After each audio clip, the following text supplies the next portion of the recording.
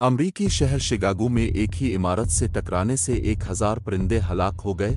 जाहिर है आपके जहनों में ये सवाल उठ रहा होगा कि आखिर हवा में उड़ते हुए परिंदे इस इमारत से ही क्यों जाकर टकराए, तो इसका जवाब भी सुन ले। वो ये कि इस इमारत का शीशा कुदरती नहीं बल्कि ठोस होता है।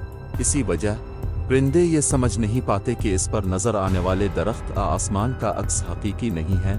इसी तरह परिंदे शीशे के जरिए आसमान इंडोर पौधों को देखते हैं तो वो इस तक रसाई हासिल करने की कोशिश करते हैं और ये नहीं देख सकते कि रास्ते में एक रुकावट के तौर पर शीशा भी मौजूद है। यूनिवर्सिटी ऑफ वेस्टर्न ओंटारियो में परिंदों पर तहकीक करने वाले ब्रैंडन सैमुअल्स ने कहा कि मुतासरा परिंदों की असल तादाद कुछ दिनों में मालूम हो जाएगी, क्योंकि लोग शहर के आसपास परिंदों को उठाना जारी रखते हैं। अमेरिकन बर्ड कंजर्वेंसी में ब्रायन लेंस ने कहा कि सालाना 1 अरब परिंदे इसी तरह के तसादुम की वजह से हलाक हो जाते हैं। परिंदे ज़्यादातर मुमकिना तौर पर कनाडा से जनूबी और वस्ती अमेरिका के रास्ते से रहे थे।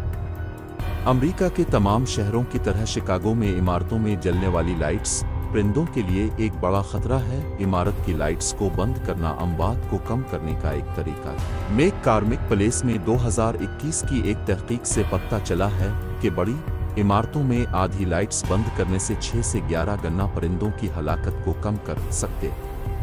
McCormick Place lights it Chicago program में भी शरीक है, जिसके तहत इमारतें रजाकाराना तौर पर रात के वक्त लाइटें बंद मध्यम करती हैं जब तक कि कोई अंदर मौजूद ना हो।